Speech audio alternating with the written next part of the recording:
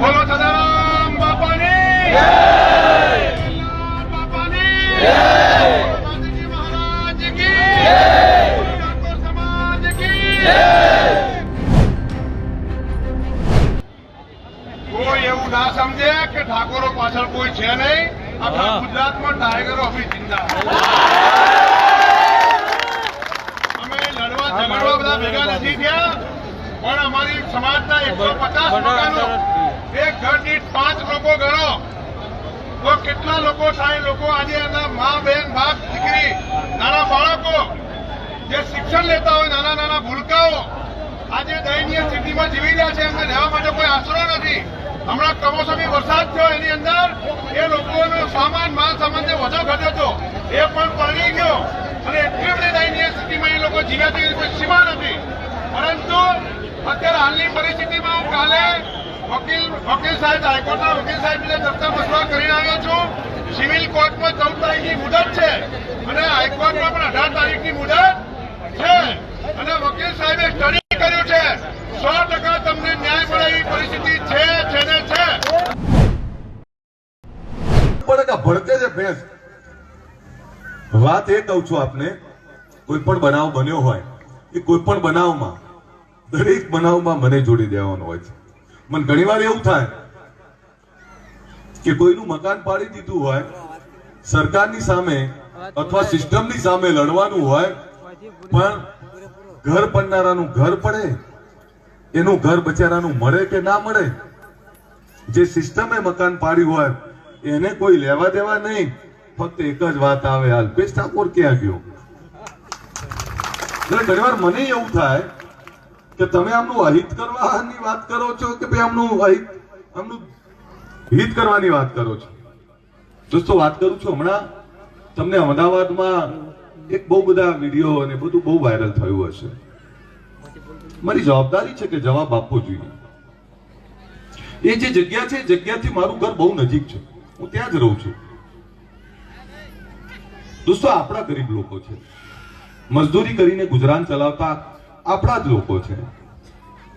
1982માં ત્યાં સરકારી ટીપી પડી અને એ જે જગ્યા જે માલિકની હતી એને 89 કે આજુબાજુ ક્યાંક વળતર લઈ લીધું। 1989માં સરકારે ત્યાં ખૂંટ મારી દીધા અને એ પછી 2019માં કોઈ નોટિસ મળી સરકારી કે ભાઈ આ સરકારી જગ્યા છે, અહીંયા મેટ્રો સ્ટેશન બનવાનું છે, અહીંયા BRTS બનવાનું છે, અહીંયા બ્રિજ બનવાનું છે, તો જગ્યા ખાલી કરવી જોઈએ। 2019માં નોટિસ મળી, વકીલ રોક્યા હશે, એ પછી આજથી 1.5 વર્ષ પહેલા મારી જોડે આવ્યા અને 1.5 વર્ષ પહેલા મારી જોડે આવ્યા પછી મેં મને કહ્યું કે આ 10-15 દિવસ તમે આ રોકાઈ દો ને, આ દબાણ આવ્યું છે તો 10-15 દિવસ રોકાઈ દો, તમને કોર્ટમાં સ્ટે મળી જાય એવો છે। મેં કમિશનરને વાત કરી, અધિકારીઓને વાત કરી, ત્યાંના લોકલ ધારાસભ્યને વાત કરી અને રોકાઈ પણ ગયું।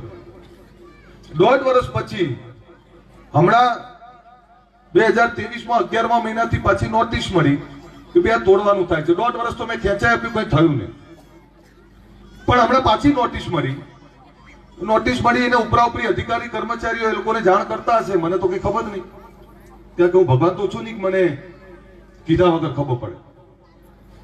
એ દબાણો તોડી નાખ્યા। એ મકાનો તોડ્યા પહેલા કેટલાક લોકોને એવું કહેવામાં આવેલું ભાઈ સરકારી મકાન તમને બીજે ફાળવી દઈએ છીએ, તો એમાંથી 25-30 લોકોએ સરકારી મકાન માંગ્યા અને બીજા કોઈએ માંગ્યા નહીં, તો 25-30 માટેનો ડ્રો પણ થઈ ગયો ને લગભગ એ મકાન મળી પણ ગયા। પછી સરકારે ડોક્યુમેન્ટ માંગ્યા, ભાઈ તમે અહીંયા જેટલા લોકો 2010 પહેલાના રહો છો તો ડોક્યુમેન્ટ આપો, તો એમાંથી 78 લોકોએ ડોક્યુમેન્ટ આપ્યા અને 78 લોકો એવું કહ્યું કે હા અમે 2010 પહેલાના રહીએ છીએ। એટલે સરકારે એ પણ તૈયારી બતાવી કે ભાઈ તમને પણ મકાન આપી દઈએ। જો અમદાવાદમાં રહું છું અને અમદાવાદની અંદર મકાન મળવું ને એ જ બહુ કાઠું કામ છે। દોસ્તો, હું આ એટલે કહું છું, મારો સમાજ છે, મારા સમાજમાં મારે જવાબ આપવો અને સમાજ માટે ઉભું રહેવું મારી જવાબદારી છે. હવે આ બધું થયું, મને કોઈ ખબર નહીં, મને ખબર પડી કે આ પાડી દીધું છે. મેં અધિકારીઓ સાથે વાત કરી કે ભાઈ આ શું છે, એટલે કે સાહેબ મેં વારંવાર નોટિસ આપી હતી પણ કોઈ તૈયાર થતા નથી. હવે વાત એ આવે છે કે કેટલાક લોકો ત્યાં જઈને એવી વાત કરે છે કે આ મકાન અહીંયા ને અહીંયા જ બની આપશું, અમે જેસીબી ને આગળ ઊંઘી જઈશું, મુંડન કરાવી દઈશું, આ કરીશું, તે કરીશું. પણ મને એ કહો, સરકારી જગ્યાનું દબાણ કોઈ રોકાઈ શકીએ ખરા? આપણે વ્યવસ્થા એ થાય કે આને મકાન મળે. મુદ્દો એ છે મારો કે અમે મકાન અપાવવા છે અને એ મકાન માટે ગરીબ લોકો છે, જરૂરિયાતવાળા લોકો છે. હવે એમાંથી જે લોકોને મકાન મળ્યું છે, બીજા એવા લોકો છે ત્યાં લોકલ કે તમને ભલી મળ્યું હોય પણ તમારે જવાન નહીં, મારી જોગણી તમારી ઉપર મૂકીશું. કોક માતા મૂકે છે, કોક એક નાતબાર મૂકી દઈશું. મને એવું લાગે છે કે મારે તો અહીંથી ખસવું નથી, પણ જેને છત મળે છે એને છત મળવા પણ નથી દેવી. આવી ક્ષત્રિય ઠાકોર સમાજ કેશવનગરની અંદર 150 થી પણ વધારે જે ઘર છે એ તોડી નાખવામાં આવ્યા છે. ગેરકાયદેસર દબાણ છે એવું નામ આપ્યું છે, વોટેવર જે બી છે. પણ એ લોકો વર્ષોથી ત્યાં રહેતા હતા, એમને એ ઘર અધિકાર હતો એમનો પણ લઈ લીધું છે, તમારું છે વોટેવર, એમનું નામ નથી કાગળ પર જે બી છે. પણ એ વર્ષોથી ત્યાં રહેતા એ લોકો 150 પરિવાર આજે રોડ ઉપર વિતાવી રહ્યા છે જિંદગી. બહુ અઘરી જિંદગી છે. હું ગુજરાતના તમામ ધારાસભ્યને કહીશ, પક્ષાપક્ષી મૂકો અને બીજા કશા કોઈ વધારે ના બોલે, પણ કમસે કમ આપણા ક્ષત્રિય સમાજના જે યુવાનો છે, જે નેતાઓ છે, જે સાંસદો છે, જે ધારાસભ્ય છે, તમારા બિઝી શેડ્યુલમાંથી થોડો 5-10 મિનિટ ટાઈમ કાઢીને આ લોકો માટે પાર્લામેન્ટની અંદર ચર્ચા કરો, વિધાનસભામાં ચર્ચા કરો, સીએમ સાહેબને કહો, પીએમ સાહેબને મેલ કરો, લેટર લખો. અમારી પાસે કોઈ પાવર નથી, અમે ફક્ત બોલી શકીએ છીએ, અમે એમને સમર્થન આપી શકીએ છીએ, અમારી પાસે કોઈ શક્તિ નથી વિશેષ. પણ અમે તમારી પાસે આશા રાખીએ છીએ કે તમે અમારા સમાજના છો, સમાજની સાથે ઉભા રહો. આ સમાજ એ તમારી સાથે ઉભા હતો એટલે આજે તમે ઉભા છો જ્યાં ઉભા છો ત્યાં. એ સમાજ જો કાલે તમારી સાથે નહીં ઉભો હોય તો તમે પણ નહીં ઉભા રહી શકો જ્યાં અત્યારે ઉભા છો ત્યાં. યાદ રાખજો, સમાજથી મોટું કશું હોતું નથી.